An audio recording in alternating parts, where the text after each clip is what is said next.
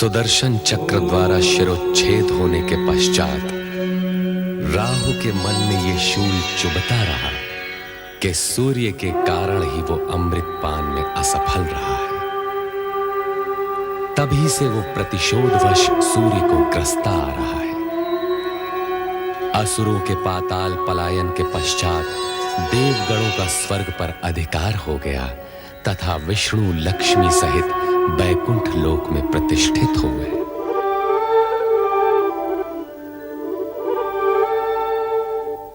हे जगदीश्वर श्री हरि, आपको पति के रूप में पाकर मैं धन्य हो गई। अब मेरे लिए क्या आज्ञा है स्वामी? हे महालक्ष्मी, तुम्हें समीप पाकर हम पूर्ण हुए।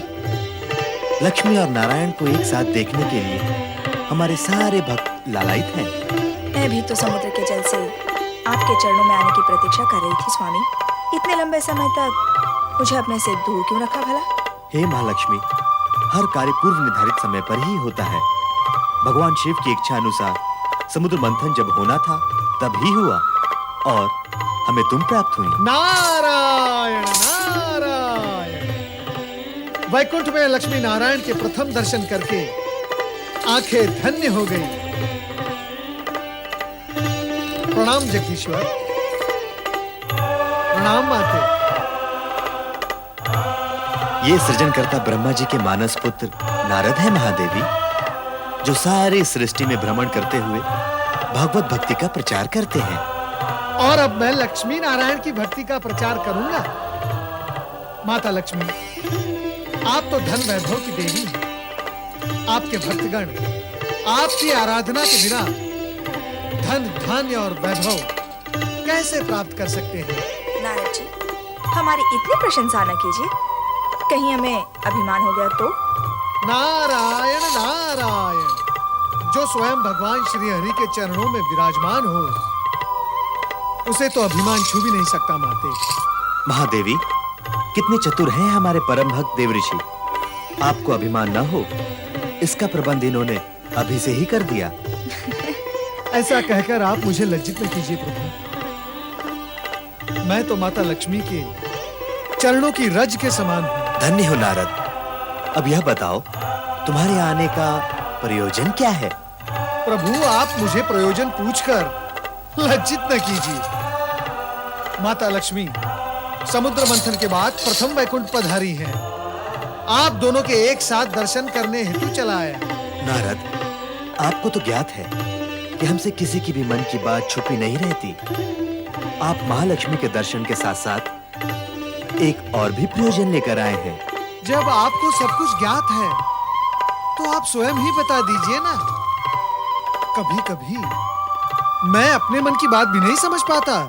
नारायण नारायण। ओम नमः शिवाय। भगवान शिव ने समुद्र मंथन से निकले विष का पान करके सृष्टि को नष्ट होने से बचा लिया। इसके लिए हमें उनका धन्यवाद व्यक्त करना है। क्यों देव ऋषि? आप सत्य कह रहे प्रभु। मैं अभी ब्रह्मलोक से चला आ रहा हूँ।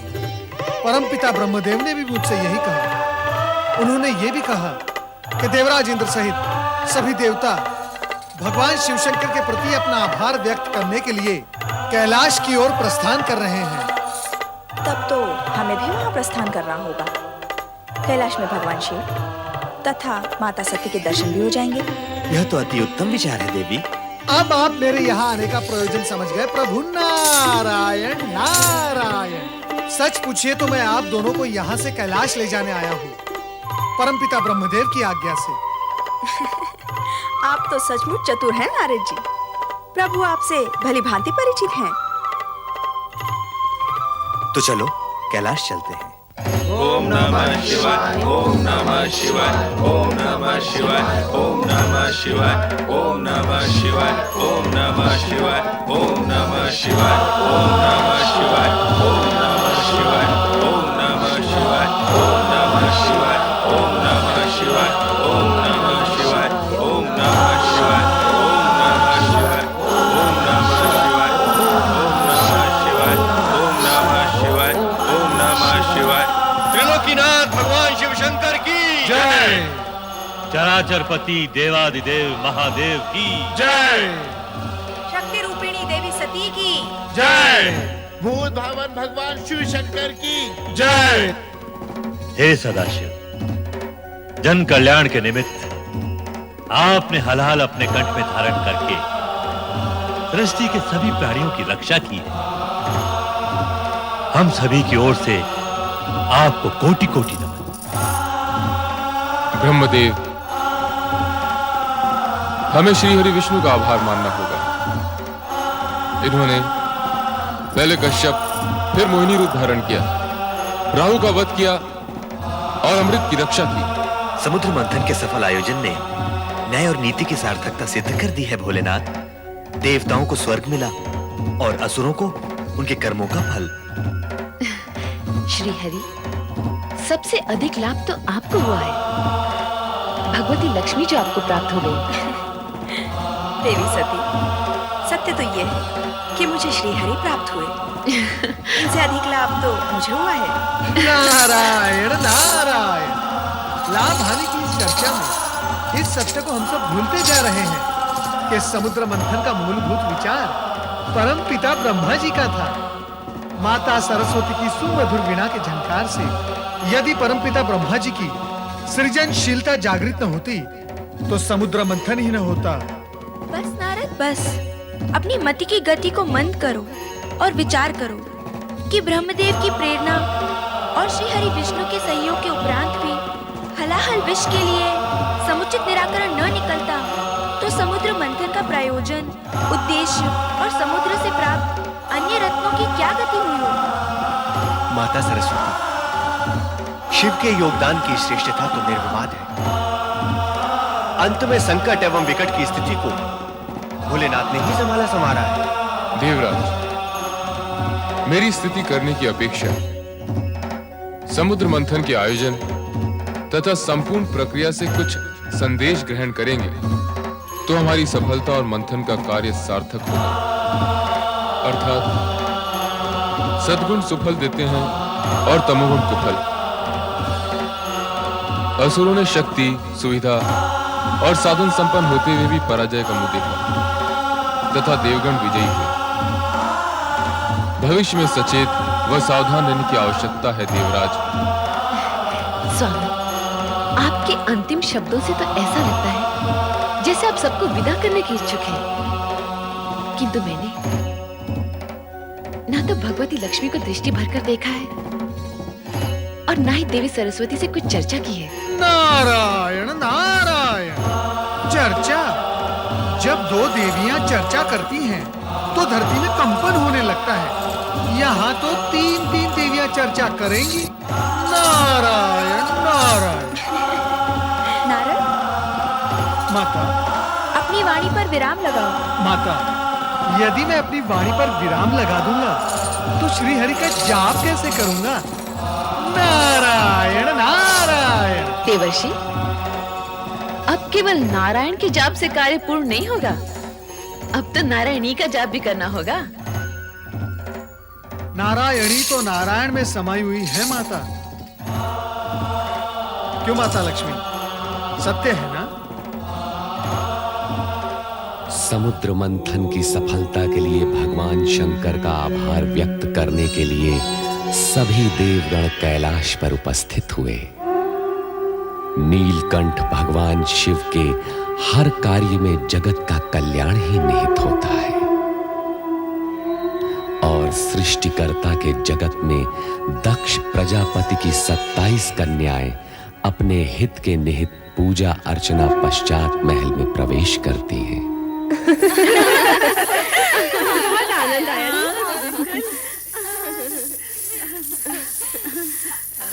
प्रणाम पिताश्री। प्रणाम माते। आयुष्मान भव। कहाँ से आई हो पुत्रियों? चंद्र पूजन के निमित्त गई थी माते। चंद्र पूजन? चंद्र पूजन ही क्यों? उत्तर दो पुत्रियों, उत्तर दो। तुम ही बताओ ना। तुम बताओ ना। तुम ही बता दो रोहिणी बहन। जिस प्रकार बहन सती ने अपने अभीष्ट वर को तपस्या से प्राप्त किया, उसी प्रकार हम भी अपनी पूजा अर्चना आराधना से चंद्र देवता का हृदय जीत उन्हें पति रूप में पाना चाहती हैं। देख लिया महारानी, देख लिया अपनी पुत्री सती को ढील देने का परिणाम। अब ये सब की सब उसी के दिखाए हुए मार्ग पर चलने का प्रयास कर रही हैं। स्वामी, अपनी पुत्रियों के विवाह तो हमें करने ही हैं। चंद्र अति सुंदर और तेजस्वी देव पुरुष है। यदि वो इन्हें भाग गया है तो आपको विवाह करने में आपत्ति नहीं होनी चाहिए। हमारी पुत्री सती अपने पति गृह में कितनी प्रसन्न है। इन्हें भी इनका मनोवांछित पति मिलेगा तो इनके सुख के प्रति भी हमें कोई शंका नहीं रहेगी। किंतु सभी पुत्रों का विवाह एक ही वर के साथ करने का विचार मुझे कुछ अनुचित सा लग रहा है। तुम किसी एक कन्या के विषय में कहो तो मैं चंद्र के माता पिता अत्रि और अनुसुईया के सम्मुख इसी क्षण विवाह का प्रस्ताव रखने को प्रस्तुत हूं। पिता का कहना उचित है पुत्रियों। तुम में से किसी एक का विवाह ही चंद्र के साथ हो सकता है। किंतु हम सभी नक्षत्र कन्याएं हैं माते। हमारा जीवन चंद्र से जुड़ चुका है। हम में से कोई भी चंद्रदेव के बिना जीवित नहीं रह सकेगी। हम सबकी यही दशा है। ठीक है, मैं अत्रि आश्रम जाकर विवाह प्रस्ताव प्रस्तुत करता हूँ। आपके प्रस्ताव ने हमें धन्य कर दिया राजन। महिमाशाली राजा दक्ष प्रजापति की 27 पुत्रियां हमारे पुत्रवध में बनकर इस आश्रम की शोभा बढ़ाएंगी। यह हमारे लिए हर्ष और गौरव की बात है। गौरव तो आपने हमारा बढ़ाया ऋषिवर अत्रि जी। देवी अनुसुईया, हमारी पुत्रियों को चंद्र जैसा तेजस्वी पति और आप जैसे सात्विक मना सास ससुर मिले, ये उनके किन्हीं पुण्यों का ही प्रसाद है। अब आप आज्ञा दीजिए। विवाह का शुभ मुहूर्त निश्चित होते ही आपको सूचित करूंगा। जैसा आप उचित समझे। प्रणाम ऋषिवर। प्रणाम देवी अनुसुईया। प्रणाम।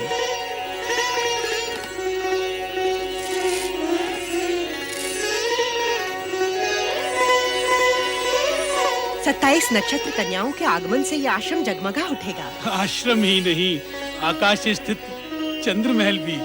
किंतु क्या स्वामी? मैं सोच रहा था, हमारे पुत्र चंद्र का चित्त अति चंचल है। क्या वो 27 पत्नियों के प्रति अपना पति धर्म एक रूपता से निभा पाएगा? विवाह के बाद का चिंतन ना करें स्वामी। चिंता करने से होगा भी क्या? क्योंकि इन नक्षत्र कन्याओं का चंद्र से विवाह होना विधि का विधान है और हम इसे हर्ष पूर्वक स्वीकृति दे चुके हैं।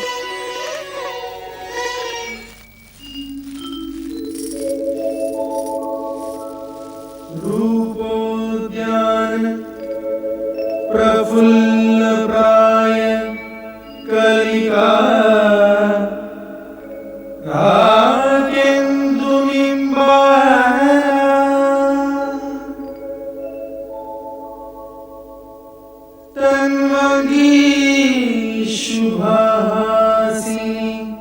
सुरसिका क्रीडा कला संरति शोभा वारिधि सूर्यमयी लावण्यलीलामयी शंछाया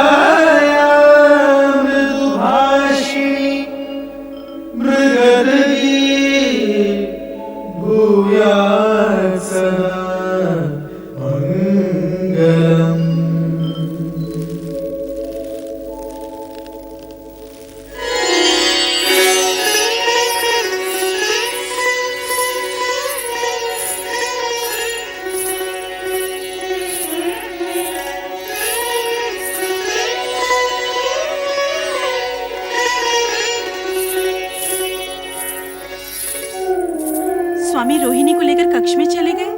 हमसे बात भी नहीं की। क्या हम बात करने के योग्य भी नहीं थे? जो हमें बिना कोई आदेश दिए चले गए।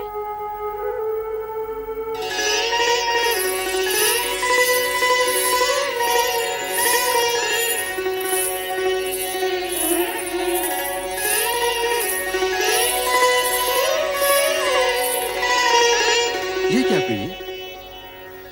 मिलन की इस बेला में जब चंद्र रोहिणी को अपने शीर्ष पर सजाने का इच्छुक है, तो रोहिणी उससे छिटक रही है। क्या हम तुम्हें प्रिय नहीं? आप जैसे सुदर्शन पति को पाने के पश्चात भला कौन पत्नी ये कहेगी? किंतु आपका प्रेम ग्रहण करते हुए मेरे मन में ऐसे भाव आ रहे हैं जैसे मैं अपनी बहनों का प्रेम अंश उनसे छीन रही हूँ। प्रिय, पत्नी होना एक धर्म है, प्रेमिका एक भाव।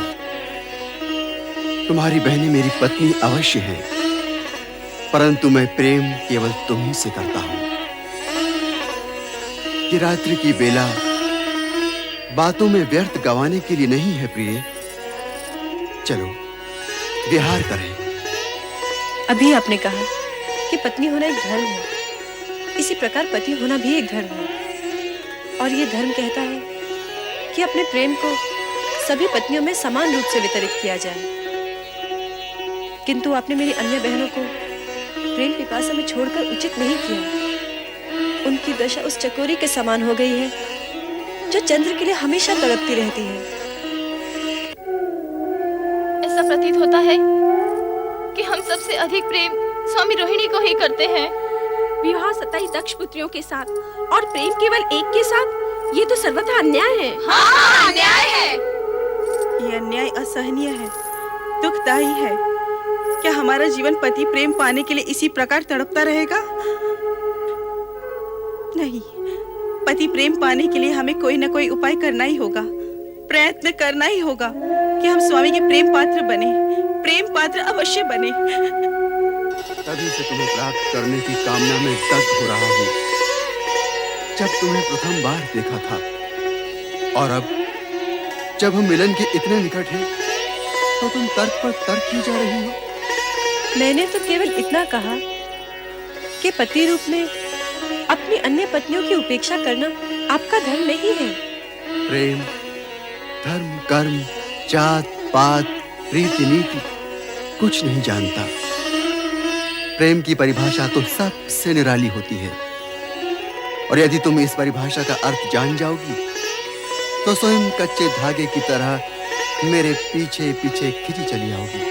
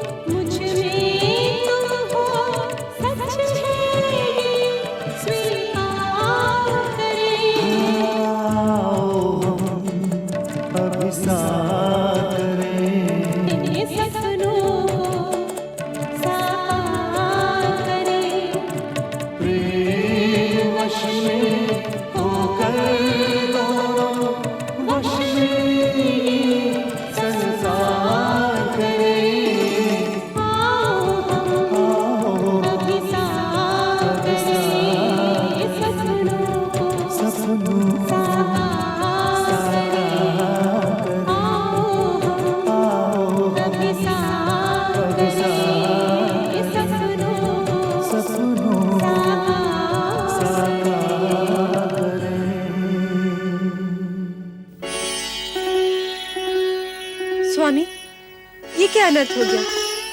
मेरी सबकी सब बहनें न जाने कहाँ चली गई। गई होंगी अपने पिता दक्ष के पास अपना टुकड़ा रोने।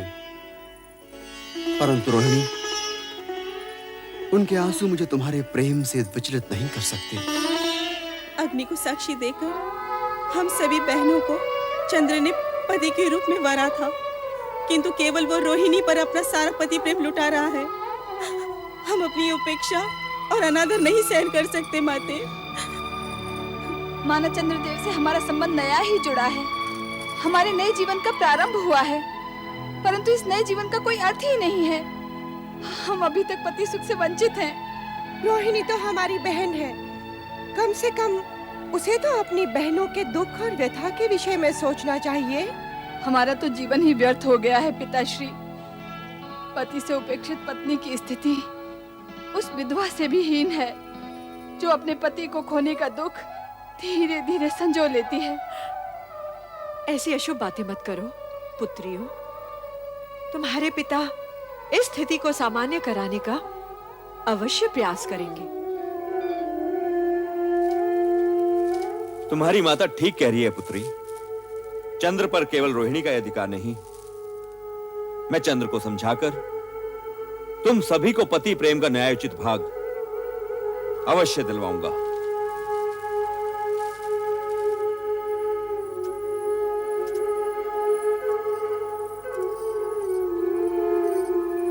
धर्म पत्नी होने का यह तात्पर्य नहीं कि मांग में पति के नाम का सिंदूर सजाए हुए सारा जीवन पति के प्रेम को तरसते हुए ही बिता दिया जाए।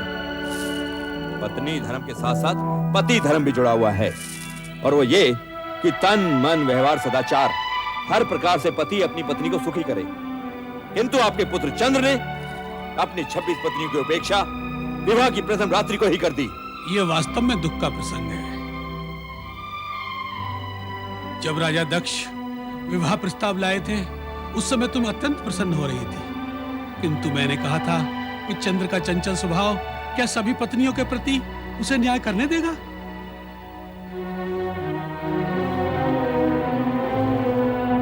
मन में ऐसी संशय के रहते हुए मैं तनिक असमंजस में था, किंतु आपके आग्रहपूर्ण प्रस्ताव और अनुसुईया की प्रसन्नता को देखते हुए मैंने आपका विवाह प्रस्ताव स्वीकार कर लिया था। मैं चंद्र को बुलाता हूं। चंद्र आगच्छ, आगच्छ, आगच्छ।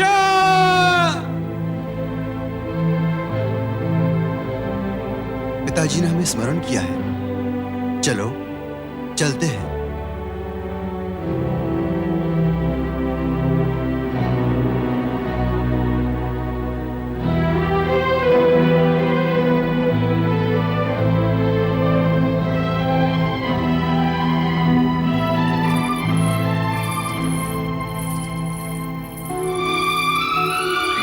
प्रणाम।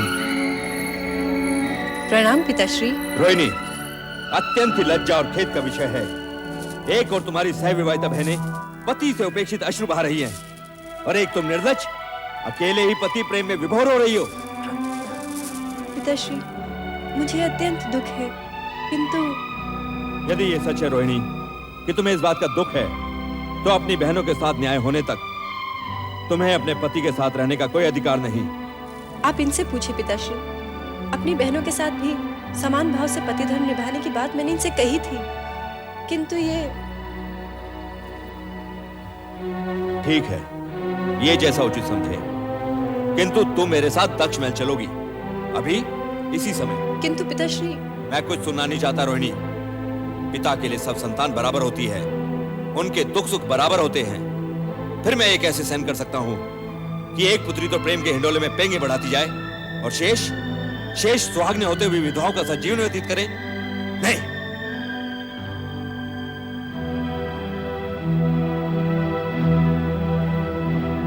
देवी अनुसुईया, ऋषिवर, आप मुझे रोहिणी को अपने साथ ले जाने की अनुमति दें। आपने जो सोचा वही उचित है। क्यों स्वामी? मैं भी राजा दक्ष के विचार का समर्थन करता हूँ। रोहिणी, दक्ष महल के लिए प्रस्थान करो। जैसी आपकी आज्ञा। चलो रोहिणी।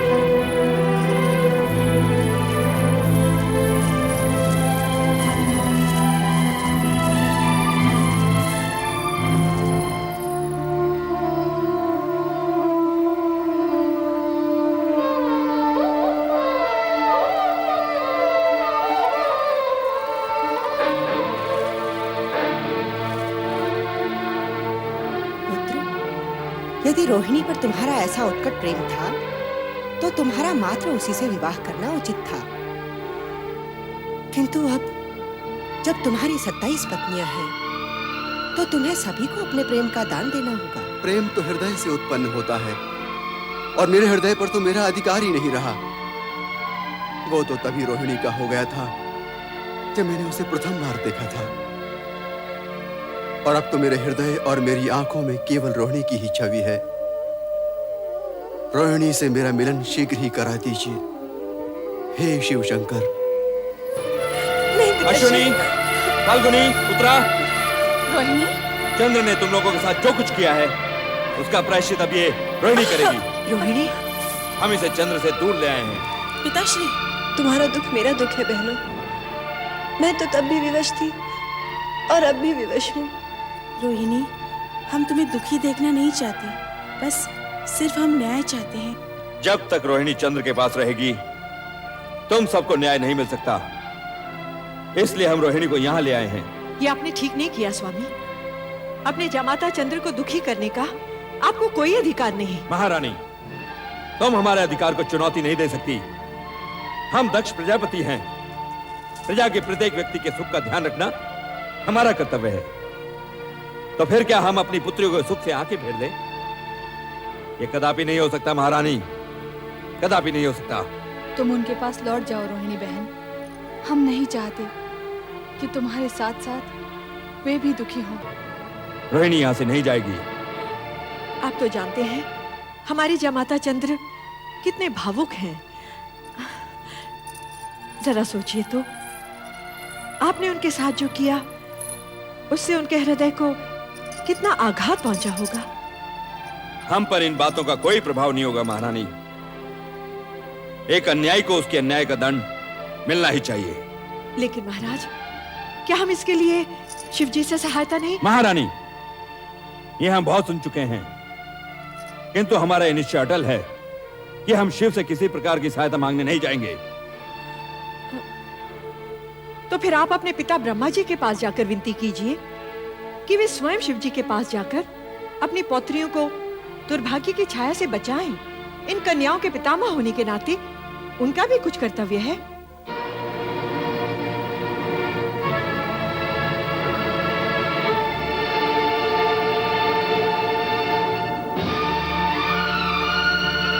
ठीक है महारानी, तुम्हारी इस बात पर हम अवश्य विचार करेंगे।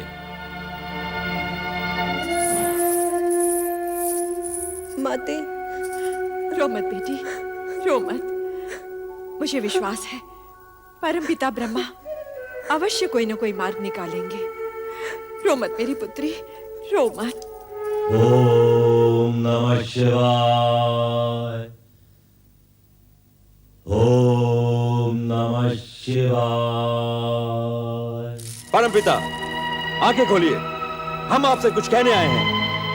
आओ पुत्रदक्ष, तो हम क्या बात है? मुझे आश्चर्य हो रहा है परमपिता, सृष्टि के रचनाकार होते हुए भी आपको शिव की आराधना करने की आवश्यकता हुई। इसमें आश्चर्य कैसा पुत्रदक्ष? शिव महादेव देवों के देव हैं और उनकी आराधना करना तो संसार के प्राणी मात्र का कर्तव्य है। ये उपदेश आप मुझे नहीं किसी और को दीजिए परमपिता। मैं आपके शिव शंकर के स्वरूप से भली भांति परिचित हूँ। हम इस विषय में विवाद के इच्छुक नहीं हैं। बताओ, तुम्हारे आने का प्रयोजन क्या है? मैं देख रहा हूँ परमपिता, शिव से संबंधित हर व्यक्ति हमारे लिए बाधा उत्पन्न कर रहा है, हमारी शांति भंग कर रहा है। हम समझे नहीं, तुम किस व्यक्ति की बात कर रहे हो? अपने जामाता अत्रि अनुसुईया के पुत्र चंद्र की, जो शिव के अति प्रिय हैं। क्या किया है चंद्र? चंद्र ने हमारी कन्याओं के साथ छल किया है परमपिता, उन्हें दुख पहुंचा है। इस बात की जानकारी हमें है। अपनी नक्षत्र कन्याओं का चंद्र से विवाह करने से पहले तुमने हमसे तो परामर्श नहीं लिया। हमें पता था कि चंद्र रोहिणी के समान किसी अन्य से प्रेम नहीं कर सकता। यही विधि का विधान है। परमपिता, विधि का विधान तो यह भी था कि हमारी 27 की 27 कन्याएं चंद्र की पत्नियां बने, और उसी के अनुसार हमने सभी कन्याएं चंद्र को सौंप दी। अब जो हो चुका है उसे परिवर्तित नहीं किया जा सकता। तुम बोलो, तुम्हारी क्या इच्छा है? परमपिता, हम चाहते हैं कि आप हमारी कन्याओं को अर्थात अपनी पोत्रियों को सुखी करने का कोई मार्ग निकालें। अपने आराध्य शिव से कहकर चंद्र को समझाएं कि वो अपनी सभी पत्नियों को समान रूप से प्रेम करे। ये हमारे वश में नहीं है वत्स। किसी के मन की भावनाओं को बलपूर्वक परिवर्तित करना न हमेश है न भगवान शिव को। भलाई इसी में है कि तुम अपनी सभी कन्याओं को चंद्र के पास भेज दो। चंद्र को अपने कर्तव्य का ज्ञान होगा तो सब कुछ सामान्य हो जाएगा। हम दक्ष प्रजापति हैं परमपिता।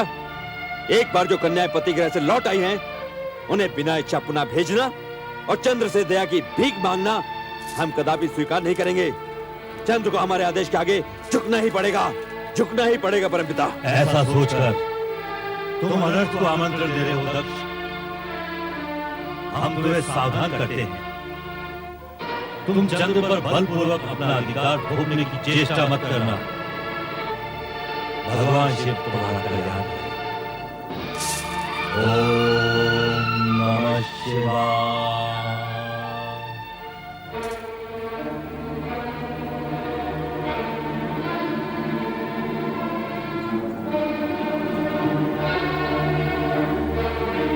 कहता दक्ष, नारायण नारायण। भ्राता दक्ष, आप पृथ्वी का अपना राज्य छोड़कर यहाँ कहाँ भटक रहे हैं? देवर्षि नारद, चंद्र को अपना जामाता बनाने का दंड भुगत रहा हूँ। नारायण नारायण। अर्थात चंद्रदेव ने आपको कष्ट पहुंचाया, परंतु चंद्रदेव तो बेचारे सुंदर, शीतल और प्रेम से भरे हैं। वे आपको कष्ट कैसे पहुंचा सकते हैं? देवर्षि, चंद्र की प्रशंसा सुन हमारा क्रोध जाग उठता है। आप कोई और बात कीजिए। भ्राता, जैसी आपकी इच्छा, परंतु आपकी समस्या क्या है? देवर्षि, ये तो हो ही नहीं सकता कि आपको मेरी समस्या का पता ना हो। चंद्र ने रोहिणी के कारण मेरी 26 पुत्रियों को उपेक्षित कर दिया है और ये बात पूरे संसार में फैल चुकी है। और आप तो घर घर का हाल जानते हैं। नारायण नारायण। मैं आपसे असत्य नहीं कहूंगा भ्राता दक्ष। मैं जानता सब कुछ हूं, परंतु आपके इस व्यवहार से प्रसन्न नहीं हूं। अपनी पुत्रियों के पति के साथ क्या कोई ऐसा रूखा व्यवहार करता है? उन्हें तो प्यार से मनाना चाहिए। अर्थात आप भी उसी का पक्ष ले रहे हैं देवर्षि। तो ये भी जान लीजिए कि यदि चंद्र चुपचाप अपनी पत्नियों को अपने साथ ले जाकर क्षमा मांग लेगा तो हम भी उसे क्षमा कर देंगे। अन्यथा परिणाम अनिष्ट होगा। जाकर कह दीजिए चंद्र से। नारायण नारायण। धन्य हो भोलेनाथ, धन्य हो। चंद्र और दक्ष प्रजापति की बुद्धि विपरीत करने में जगत कल्याण का मार्ग अवश्य छुपा हुआ होगा।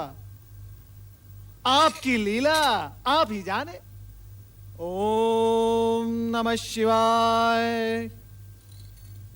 ओम नमः शिवाय। ओम चंद्र। नमः शिवाय। चंद्र। ओम नमः शिवाय। बेटा चंद्र। ओम नमः शिवाय। चंद्र। ओम नमः शिवाय। बेटा चंद्र। ओम नमः शिवाय। कहाँ है तू चंद्र? ओम नमः शिवाय। चंद्र तो चला गया देवी। मैंने उसे बहुतेरा रोका, किंतु उसे रोक पाना संभव नहीं था। रोहिणी के जाने से चंद्र के मन को आघात लगा है। उसे यहाँ से नहीं जाने देना था। मुझे तो लक्षण कुछ अच्छे दिखाई नहीं दे रहे देवी अनसुईया। दक्ष का वो रूप, चंद्र का विषाद, लगता है कहीं कुछ अनिष्ट न हो जाए। ऐसा अशुभ न बोलिए स्वामी। प्रभु से प्रार्थना कीजिए कि हमारा चंद्र इस संकट से सकुशल निकल आए। अब तो भगवान शिव शंकर का ही आसरा है। चलो देवी, हम दोनों मिलकर भगवान शिव की आराधना करें। ओम नमः शिवाय। ओम नमः शिवाय।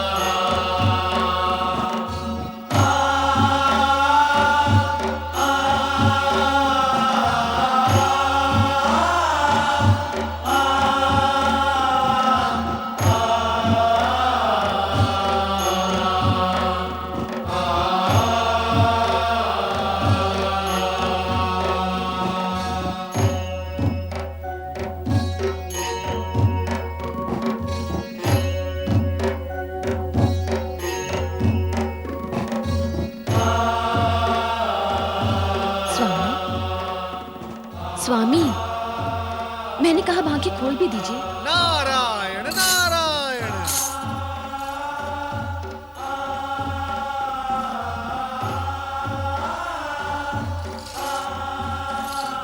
प्रभु, मेरे इतनी पुकारने पर भी आपकी पलक तनिक भी नहीं हिली, और देवर्षि के आते ही आपने अपने नेत्र खोल दिए।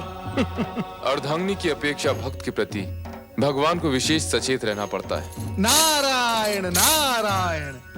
प्रभु, आपने इस भक्त को प्रसन्न करने के लिए देवी सती को कुंठित कर दिया। कुंठित? मैं? कदापि नहीं।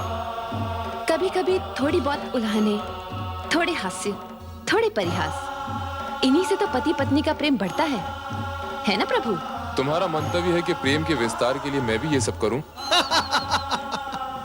देवी सती, आपको तो प्रतिक्षण भगवान शिव के निकट रहने का सुख प्राप्त है, परंतु हम भक्तों को भगवान शिव के एक क्षण भी दर्शन हो जाए तो हम धन्य होकर चले जाते हैं। नारद जी, कहीं आपको मुझसे ईर्ष्या तो नहीं हो रही? नारायण नारायण नारायण। देवी सती, ये कैसे हो सकता है? मैं बाल ब्रह्मचारी अवश्य हूं, परंतु मैं विवाह संस्था भी मानता हूं। पति पत्नी को एक दूसरे के नैकट्य का सुख अति आवश्यक है। यदि यही अप्राप्य रह जाए तो बड़े दुख की बात है। आपकी निश्वास कुछ संकेत कर रही है देवर्षि, स्पष्ट कहिए, आपके कहने का तात्पर्य क्या है? यही कि आपकी बहन रोहिणी और उनके पति चंद्र का एक दूसरे के प्रति अति प्रेम और नैकट्य सुख आपकी अन्य बहनों के लिए दुख का कारण बन गया है। देवी सती, आपके माता पिता भी अत्यधिक चिंतित है। हे भगवान शिव शंकर, देवी सती की बहनों के कष्ट के निवारण हेतु कुछ तो उपाय कीजिए। किसी को सुख तो किसी को दुख, ये उचित नहीं प्रभु। प्रभु, आप बोलते क्यों नहीं? इतना तो बताइए कि सुख दुख मिश्रित कथा का अंतिम चरण क्या है? सुख और दुख दोनों ही जीवन में कन्या के लिए उसी प्रकार आवश्यक हैं जैसे स्वाद के लिए नमक और शर्करा। जिस कथा की चर्चा तुम कर रहे हो उसे तनिक आगे तो बढ़ने दो और उसका अंतिम चरण आने तक प्रतीक्षा करो। कैलाश पर देवाधिदेव भगवान शंकर के समक्ष देवर्षि नारद ने माता सती से चंद्र का रोहिणी के प्रति आकर्षण व अन्य पत्नियों के प्रति विकर्षण का उल्लेख किया। माता सती बहनों की चिंता में निमग्न हो गईं। उधर अर्धरात्रि में रोहिणी अपनी शैया पर बैठी चंद्र की स्मृति में व्याकुल है। ये मुझे क्या हो गया है प्रभु?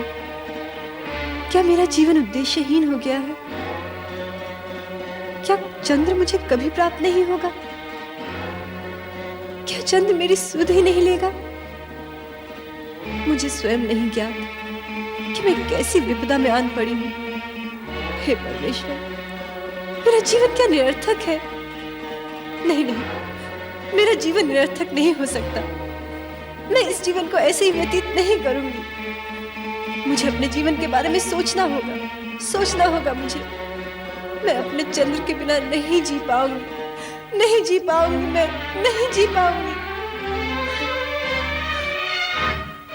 हे भगवान, तुम्हें यदि सृष्टि रचना करनी ही थी तो मानव क्यों बनाया? और यदि मानव ही बनाना था तो उसे हृदय क्यों दिया? और यदि उसे हृदय देना ही था प्रभु, तो उसमें प्रेम क्यों समोया? ये मेरी सोच से परे है प्रभु।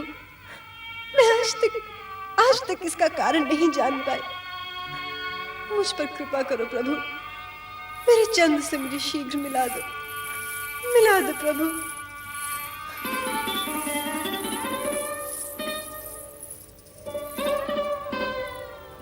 रोहिणी, जिस पति को प्राप्त करने के लिए हमने इतनी पूजा और अर्चना की, उसी ने जब हमें ठुकरा दिया तो हमारा हृदय विदीर्ण हो गया।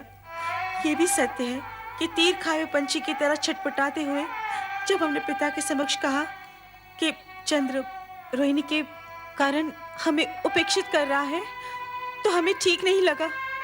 हम तो विरह में विचलित थे ही, तेरा सुख भी पिता के क्रोध ने छीन लिया। जो कुछ भी हुआ अश्विनी बहन, ठीक ही हुआ। यदि हम सब बहनें बचपन से सुख में भागीदार रही हैं, तो दुख में भी हमारा समान भाग होना चाहिए। मैं सत्य कहती हूँ बहनों, स्वामी के पास होते हुए भी मैं हर क्षण यही सोचा करती थी कि तुम लोगों के साथ घोर अन्याय हो रहा है। अश्विनी, हम बहनें तो हैं, किंतु उससे पहले हम नारी हैं, और यदि नारी ही नारी की पीड़ा नहीं समझेगी तो फिर कौन समझेगा? हो सके तो मुझ पर विश्वास करो और मुझे स्वयं से अलग मत समझो। बस करो रोहिणी, अब इस तरह से अपने मन को और मत दुखाओ। होगा वही जो भगवान को स्वीकार होगा। अब तुम विश्राम करो बहन। हाँ रोहिणी, आओ चले।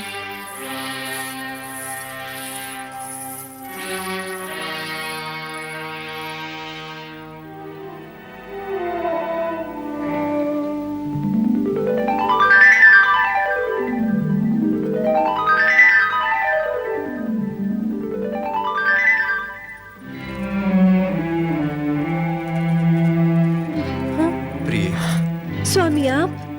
चलो मेरे साथ चंद्रमहल चलो। नहीं स्वामी, जब तक आप अपनी अन्य पत्नियों को उनका अधिकार नहीं दे देते, मैं यही रहूंगी। मैं तुमसे प्रेम करता हूँ प्रिय, केवल तुमसे, और तुम्हारे अतिरिक्त ये चंद्र किसी और से प्रेम कर ही नहीं सकता। तो फिर आप मुझे भी भूल जाइए स्वामी।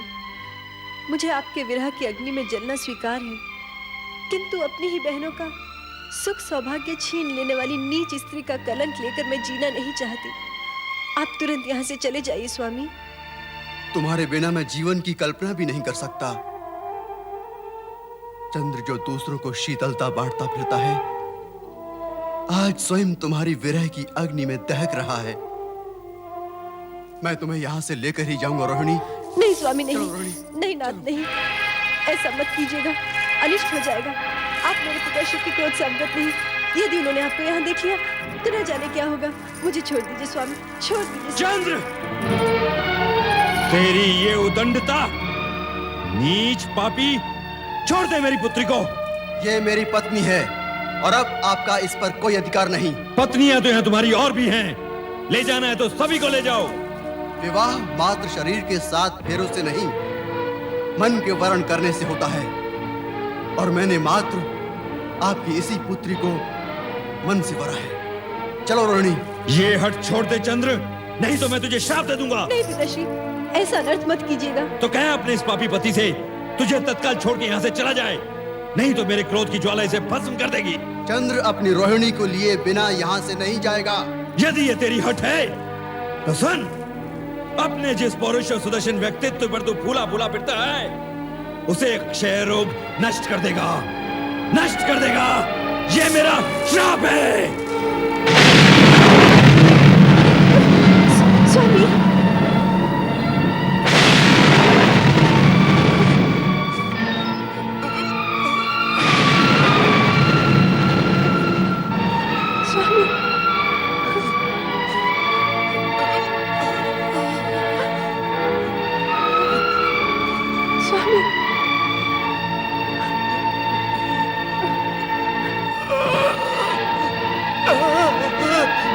स्वामी, स्वामी, स्वामी, नहीं स्वामी, नहीं स्वामी, आंखें खोलिए स्वामी, स्वामी, नहीं स्वामी, स्वामी, स्वामी, स्वामी।